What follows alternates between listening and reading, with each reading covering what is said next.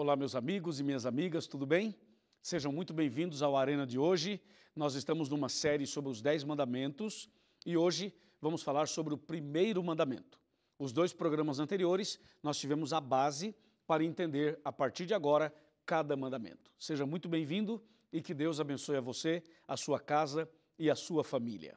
Antes de começar o tema de hoje, eu queria só lembrar que o Arena do Futuro está nas principais redes sociais. Nós estamos no Twitter, no Instagram, estamos no Facebook. Especialmente o Facebook, nós fazemos transmissões de sermões, fazemos lives e tudo isso a gente faz para que você possa, durante o ano, ter outros momentos de meditações.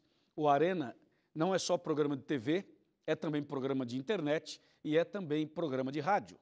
Por isso eu quero mandar um abraço para todos os amigos da Rádio Novo Tempo e um abraço para todos os amigos internautas. Bem, além disso, nosso programa também tem um sistema de caravanas. Ou seja, eu trabalho em toda a América do Sul, são 8 países por onde eu trabalho e, claro, o Brasil como um todo. Então, nós estamos durante todo o ano em lugares diferentes levando uma mensagem de paz, de esperança, de salvação, a verdade da palavra de Deus. E você, por onde eu tenho passado, tem nos recebido muito bem. Nosso muito obrigado, um abraço para você do Sul, para você do Rio Grande do Sul, para você de Santa Catarina e também do Paraná. Deus abençoe todo o sul do Brasil, cada família, cada pessoa que nos acompanha. Também um abraço muito especial para você do Centro-Oeste, para você de Tocantins, Mato Grosso do Sul, para você que acompanha a gente em Brasília, em Goiás, para você que nos acompanha em toda essa região central do Brasil. E ainda um abraço para você que mora na região do Rio de Janeiro, para você que mora no Rio, todo o estado do Rio, para você de Minas Gerais e para você do Espírito Santo. Deus abençoe grandemente a vida de cada um de vocês. E um abraço especial para todos os meus amigos de São Paulo. São Paulo capital, São Paulo interior, todo o estado de São Paulo, que Deus os abençoe grandemente. E também um abraço especial para você da região noroeste, região da Amazônia, Manaus, toda a região da Amazônia, forte abraço, Roraima, toda essa região Boa Vista, que Deus abençoe vocês. Bom, nosso programa oferece um estudo bíblico especial em DVD. Esse é o DVD chamado A Última Esperança, gravado em Israel, na Terra Santa, gravado em 5 países. Tem sido uma bênção esse DVD para tantas e tantas pessoas. Ele pode ser seu de graça. É só você entrar em contato conosco pelo blog do Arena. Você entra no site da Novo Tempo, novotempo.com/Arena do Futuro, e ali você tem um espaço onde você clica, você entra, faz o seu pedido e nós enviamos o DVD para você, tá bom? Obrigado, Deus abençoe a sua vida. Bem, o tema de hoje é o primeiro mandamento. Prepare o seu coração.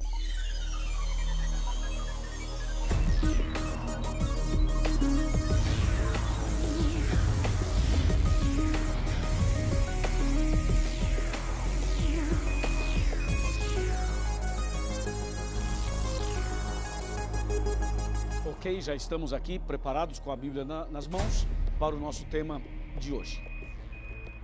Bem, vamos analisar o primeiro mandamento e queremos analisá-lo de uma maneira calma, tranquila, para que você compreenda definitivamente que mensagem Deus tem para cada um de nós quando Ele nos apresenta o primeiro mandamento.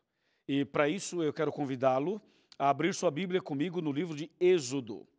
Êxodo capítulo 20. Esse capítulo é o capítulo onde estão os 10 mandamentos. Êxodo capítulo 20, nós vamos ler os versos 1, 2 e 3. Diz assim: Então falou Deus todas essas palavras. Eu sou o Senhor teu Deus, que te tirei da terra do Egito, da casa da servidão. Não terás outros deuses diante de mim. Até aqui. O primeiro mandamento é especificamente o verso 3, que diz: não terás outros deuses diante de mim. É importante você entender o que vem antes do primeiro mandamento, que é o que aparece nos versos 1 e 2, especialmente o 2, quando Deus fala assim: eu sou o Senhor teu Deus, que te tirei da terra do Egito, da casa da servidão. Amigo e amiga, você e eu sabemos que o povo de Israel sempre foi considerado o povo de Deus. E esse povo passou por momentos bons e ruins na história. Para você ter uma ideia, o povo de Israel viveu no Egito como escravo por mais de 4 séculos. E nós sabemos que a escravidão traz consequências terríveis para a vida do escravo.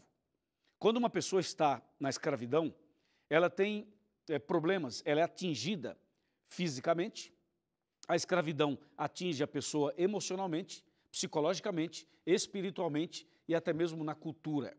A escravidão é uma obra do diabo, é uma obra demoníaca, que leva o escravo a uma situação terrível. O escravo traz marcas no corpo e nas emoções e na vida espiritual quase que irreversíveis. Somente Deus pode mudar a história da vida de um escravo. Caso contrário, a pessoa que um dia foi escrava ou escravo, ela nunca mais será a mesma, somente será transformada pela graça e a misericórdia de Deus. No caso de Israel, a escravidão durou mais de 4 séculos, como eu havia dito. E durante todo esse período, Israel foi sacudido, foi atingido, foi ferido, foi machucado em todas essas áreas que eu acabei de mencionar. E um detalhe importante, Israel tinha no coração uma esperança. O povo de Israel tinha uma esperança. E você sabe que a esperança é que move uma pessoa, a esperança é que move uma sociedade. Israel tinha uma promessa e essa promessa gerou uma esperança. Hoje nós também temos uma promessa. A promessa de Deus para mim e para você é a promessa de vida eterna, é a promessa de que Jesus vai voltar. E essa promessa nos enche de esperança e nos faz estar aqui hoje estudando a Bíblia. Tá certo? Então Israel vivia como escravo, mas tinha uma promessa de que viria o libertador. E essa promessa gerava neles, produzia neles uma esperança. Então Israel aguardava ansiosamente a chegada desse tal libertador. Mas o tempo passava e o libertador não vinha. E finalmente Deus os libertou. O instrumento que Deus usou foi Moisés e também Arão. Mas entenda que o libertador não era Moisés. O verdadeiro libertador é Jesus. E Moisés era somente um instrumento e um tipo do verdadeiro libertador que é Cristo Jesus. Então, nesse caso, nesse contexto todo, Deus envia Moisés ao Egito para que ele pudesse ser o instrumento de Deus para Deus tirar o povo da escravidão. E assim foi. Deus tirou Israel da escravidão. E Moisés e Arão foram líderes usados por Deus para conduzir esse povo na saída do Egito e na caminhada pelo deserto rumo à terra prometida. É isso que diz a Bíblia. Agora, quando Israel sai do Egito, essa multidão, 1,5 milhão aproximadamente de pessoas saem da escravidão egípcia, você pode imaginar a situação deles. Ali tinha homens, tinha mulheres, tinha crianças, tinha idosos, tinha pessoas doentes, tinha pessoas com problemas diversos. E além disso, quando eles saíram da escravidão egípcia, eles estavam fortemente atingidos pela cultura egípcia, pela religião egípcia, ou seja, a escravidão mexeu com a cultura, com a religião, com o corpo, com a mente, com o psíquico. Eles saíram do Egito, saíram da escravidão, mas totalmente atingidos por todo o tempo que viveram ali como escravos. Agora, durante a caminhada no deserto, Deus começa um trabalho para ajustar, para corrigir, para curar, para restaurar, para reparar os pequenos e grandes problemas que a escravidão trouxe para eles. Por isso eles caminharam no deserto durante 40 anos, até chegarem à terra prometida. E durante esses 40 anos, muita coisa aconteceu. Deus fez coisas lindas, milagres, durante a caminhada deles. E Deus estava mostrando exatamente quem era Deus e o plano que tinha na vida daquelas pessoas. E entre tantas coisas que Deus fez durante o deserto, uma delas, talvez uma das mais importantes, eu diria talvez a mais importante, foi quando no Monte Sinai, Deus desce, Deus aparece na montanha, chama Moisés e Deus escreve os 10 mandamentos. Quando Deus escreveu os 10 mandamentos no Monte Sinai, Deus estava dando a Israel orientações claras, profundas, diretas e orientações que poderiam curar os problemas físicos, emocionais, espirituais e culturais, problemas estes adquiridos durante a escravidão egípcia. Então Deus desce naquela montanha e agora escreve os 10 mandamentos. E quando Deus começa a escrever os 10 mandamentos, ele usa esse termo, Veja, Êxodo 20, verso 2. Diz assim: eu sou o Senhor teu Deus, que te tirei da terra do Egito, da casa da servidão. Então ele começa fazendo uma introdução para lembrá-los que ele era o Deus. Para mostrar o seguinte: eu sou o Deus de vocês, fui eu que tirei vocês da escravidão. Eu tirei vocês do Egito. Agora, prestem atenção nas minhas orientações. E aí vem o primeiro mandamento, que é o verso 3, e diz: não terás outros deuses diante de mim. Por que Deus falou isso? Porque Israel, que era o povo de Deus, viveu durante mais de 4 séculos num país pagão, onde tinha muitos deuses, e tem até hoje. Então, as pessoas, o povo de Deus, viveu numa cultura, numa religião, onde os deuses eram comuns, onde as divindades eram comuns. E Deus agora começa a orientá-los e dizer o seguinte: eu quero que vocês entendam que vocês não podem, não devem ter outros deuses além de mim. É isso que diz o primeiro mandamento: não terás outros deuses diante de mim. Ou seja, eu sou o único Deus. E por que Deus fala assim? Uma vez eu estava conversando com uma pessoa e a pessoa disse: pastor, você não acha que é uma expressão egoísta Deus querer só para ele? E a resposta que eu dei para aquela pessoa, eu vou dar para você. Não é uma frase egoísta, não é um mandamento egoísta, jamais. Quando Deus diz: não terás outros deuses diante de mim, isso é um princípio, não apenas um princípio divino, é um princípio para a vida, é um princípio universal. Você sabe que nós não podemos servir a 2 senhores, nós não podemos servir a 2 pessoas.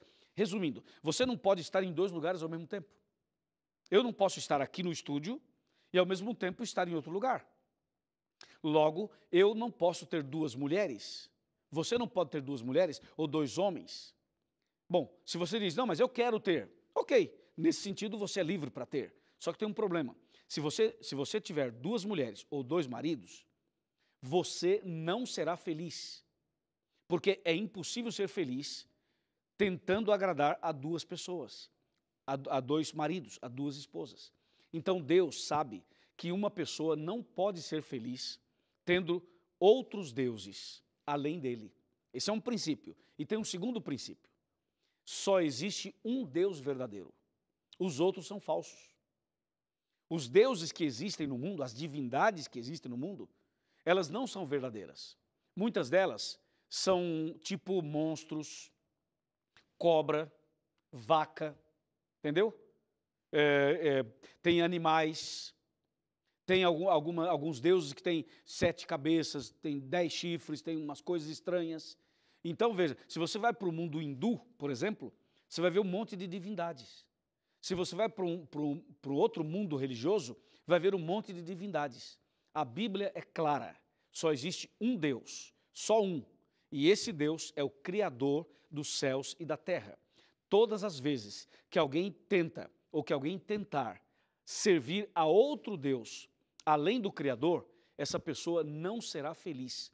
Ela estará entrando por um caminho estranho, contrário, perigoso, e que vai levar essa pessoa a uma vida infeliz e a uma vida de derrotas. E como Deus, o Todo-Poderoso, é o único Deus, ama você e ama a mim, ele dá o primeiro mandamento. E com esse primeiro mandamento, ele corrige um problema que Israel teve, ou que Israel, de alguma maneira, recebeu influência durante a escravidão. Porque no Egito haviam vários deuses. E agora Deus fala para eles: não terás outros deuses diante de mim. Então Deus está corrigindo um problema que afetou a vida deles durante a escravidão. Mas não era só para Israel isso daí. Não era só para aquele povo que saiu da escravidão egípcia. Esse mandamento é também para mim e é também para você. Nos dias de hoje, existem muitos deuses. Claro, são diferentes dos deuses egípcios, mas existem. Por exemplo, hoje, o dinheiro, que é uma bênção para todos nós, pode se tornar um deus. Entendeu? Quando a pessoa está obcecada pelo dinheiro, e tudo que ela faz é pelo dinheiro, o dinheiro o tempo todo, essa pessoa provavelmente não terá tempo para ler a Bíblia, para orar, para ir à igreja, para servir ao próximo, para ajudar quem precisa, para apoiar uma pessoa carente. Então, o Deus dela é o dinheiro. Então, o primeiro mandamento fala assim: não terás outros deuses diante de mim. Às vezes, o Deus da pessoa é o trabalho.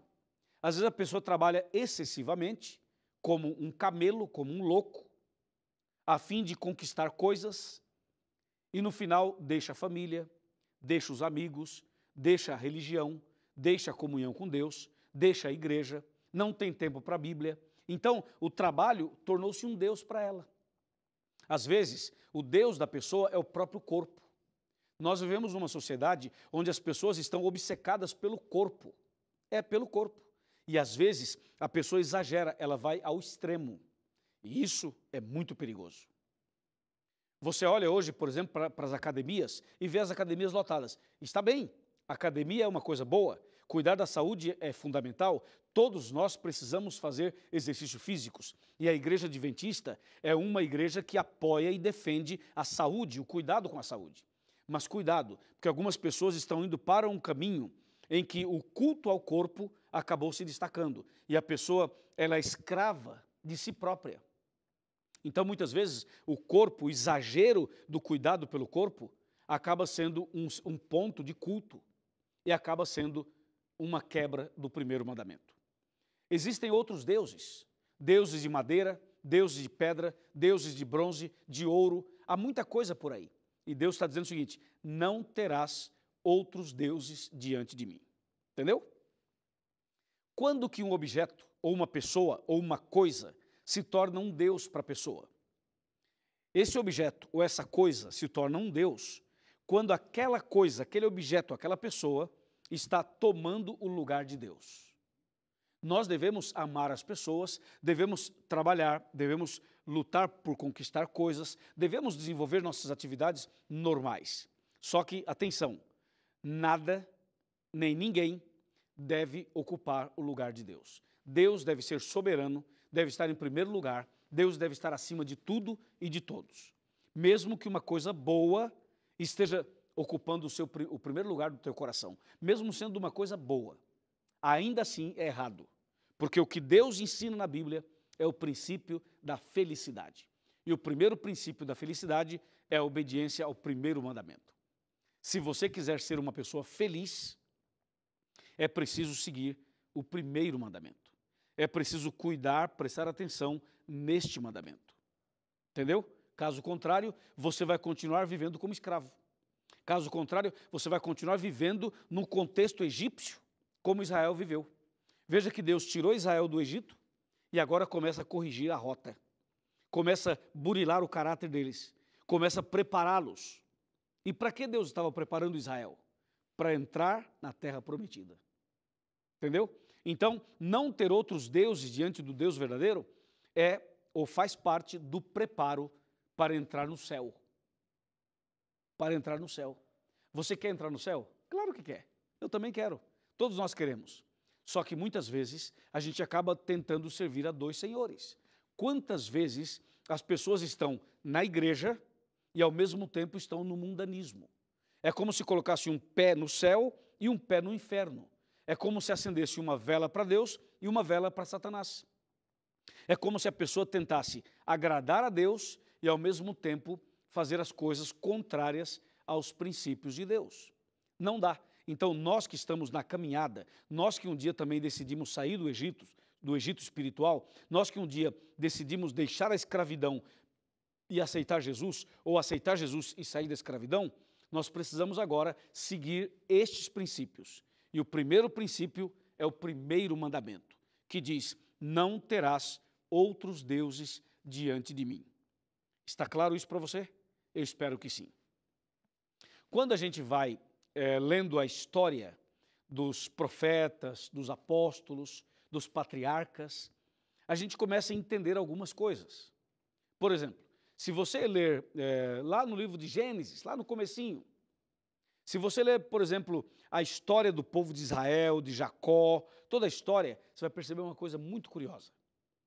Houve um momento em que Deus falou assim: tirai os deuses estranhos que está no meio de vocês. Tira tudo. As estátuas, os deuses, as divindades, tira tudo. E enterra. Enterra tudo. Santifiquem-se. Consagrem-se. E no processo da santificação e da consagração, Deus pediu que fossem tirados os deuses estranhos, as estátuas, as coisas penduradas no corpo, no pescoço, na orelha, no tornozelo, no umbigo, em tudo que é lugar. Deus falou assim, tira tudo, santifiquem-se, purifiquem-se, porque eu quero fazer coisas grandes no meio de vocês. Entendeu? A Bíblia continua, por exemplo, a história de Abraão. Se você vai para a história de Abraão, vai perceber um acontecimento muito curioso que tem a ver com esse mandamento, entre outras coisas. Você lembra que Abraão e Sara tiveram um filho chamado Isaque. Isaque era o filho da promessa. Então, Abraão e Sara amavam Isaque, eram apaixonados por Isaque. E quando Isaque cresceu, tornou-se um adolescente, um menino bonito, um menino saudável, abençoado por Deus, um filho esperado, um filho da promessa. Agora, o coração de Abraão e o coração de Sara estavam no menino. Claro, todos nós, pais, devemos amar os nossos filhos e amar muito, incondicionalmente. A família deve ser considerada algo realmente sagrado. E todos nós devemos apoiar, estar junto, amar, conviver, se relacionar com a família. Mas tem uma coisa que você não pode esquecer. Nem a família deve tomar o lugar de Deus. Deus deve estar acima de tudo. Deus deve ser o primeiro em tudo, na vida do pai, da mãe, do marido, da esposa, do filho ou da filha. Quando Abraão e Sara colocaram todo o coração no garoto, todo o coração no filho, então Deus resolve fazer um pedido. E um pedido, no mínimo, estranho. Deus diz assim, Abraão, pega o seu filho, o seu único filho, sobe até a montanha e sacrifica o seu filho para mim. Veja, você acha que Deus iria pedir para matar um filho? Eu tenho certeza que não. Você acha que Deus ia tirar a alegria de um pai, a felicidade de uma mãe, ia matar o filho dele? Eu creio que não. Tenho certeza que não. Então, por que Deus pede a Abraão e a Sara para sacrificarem Isaque? Por que Deus pede para o Abraão subir a montanha e sacrificar o filho? Por quê? Bom, claro que Deus estava provando a fé de Abraão. Deus estava provando a fidelidade de Abraão. Deus estava querendo saber se Abraão tinha Deus em primeiro lugar ou não. Por isso ele pede o Isaque. Isso foi muito forte, né? Foi duro, inclusive. E o que Abraão fez? Abraão era um servo de Deus. Então Abraão não duvidou, ele entendeu. Deus falou assim, pega o teu filho, sobe lá e crucifica, sacrifica, mata. Abraão pega o filho, claro que não foi uma coisa tão simples, mas Abraão pega o filho, sobe a montanha, coloca o filho em cima do altar, prepara a lenha, prepara tudo, prepara o facão e deita o filho. Explica para o filho e fala, filho, eu tenho que sacrificar você porque Deus está pedindo você. E quando Abraão pega o facão, o cutelo, para matar o Isaque, na hora de de matar, e olha aí, Abraão ia matar Isaque. Na hora de matar, Deus segurou o braço dele e falou assim, Abraão, Abraão, não faça isso. Eu sei agora que você me ama. Claro, Deus estava corrigindo, orientando, lapidando Abraão. Deus estava preparando Abraão para coisas maiores. Por isso que Abraão, entre outras coisas, é considerado o pai da fé. Porque para fazer isto e fazer outras coisas que ele fez, tem que ter muita fé. E assim foi. O primeiro mandamento é muito sério e diz, não terás outros deuses diante de mim. Deixa eu falar mais uma coisinha para você, mas para falar, eu quero convidar você a sentar comigo. Vem, vamos sentar aqui para a gente ter uma palavrinha final sobre este primeiro importantíssimo mandamento, que diz assim, não terás outros deuses diante de mim. Pode vir mais perto, pode vir mais perto. Isso, vem mais perto. Deixa eu te dizer uma coisa, deixa eu te fazer uma pergunta.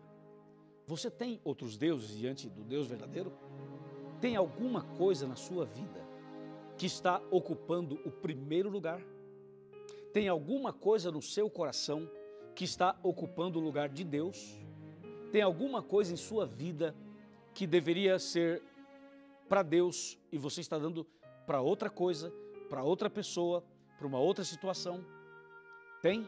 Bom, se tiver, vamos corrigir isso? Vamos resolver esse assunto? E se não tiver, tudo bem, toca a sua vida em frente. Mas o que Deus quer é que você tire da sua vida, da sua casa, do seu quarto, da sua sala, da cozinha, do seu carro, do seu computador, dos seus equipamentos eletrônicos. Deus quer que você tire daí tudo aquilo que não pertence a Ele. Por isso Ele está falando assim, não terás outros deuses diante de mim. Quanto tempo você passa no computador? Quanto tempo você passa nas redes sociais? Hein? Quanto tempo? Quanto tempo você passa diante das telas, vendo programas e filmes, etc. Quanto tempo? Me diz. E agora, outra pergunta. Quanto tempo você dedica para ler isso aqui? Quanto tempo você dedica para orar, conversar com Deus? Quanto tempo dedica para ir à igreja? Faz uma análise e me responda. Quem é o seu Deus? Quem está ocupando o primeiro lugar na sua vida? Entendeu a pergunta? A sua resposta vai dizer a você o que você tem que fazer. Se está certo ou se está errado. Mas a pergunta final é, quer mudar? Quer vencer? Quer crescer? Quer ser diferente? Muito bem, meus parabéns. Então eu vou orar por você e depois da oração você procura a Igreja Adventista. Aqui está, encontreumaigreja.com.br. Vai lá, clica lá, veja a igreja mais próxima, vá até a igreja, diga que você é meu convidado, minha convidada, comece a estudar a Bíblia e se prepare para você nascer de novo e começar uma vida nova. O que você acha? Tá bom ou não tá bom? Claro, está excelente. Então vamos orar agora por você, por sua casa e por sua família. Oremos. Querido Pai Celestial, muito obrigado pelo primeiro mandamento, que nos ensina de maneira clara a importância de ter o Senhor como único Deus e de ser fiel a Ti, para que não haja outros deuses em nossa vida. Perdoa, Senhor, esta pessoa, perdoa cada um de nós. Dá-nos agora sabedoria e forças para sermos fiéis a Ti, fiéis à Tua palavra e obedientes aos Teus mandamentos. Nas Tuas mãos eu entrego esta família, este casal, este jovem, esta mulher, este homem, em nome de Cristo Jesus. Amém.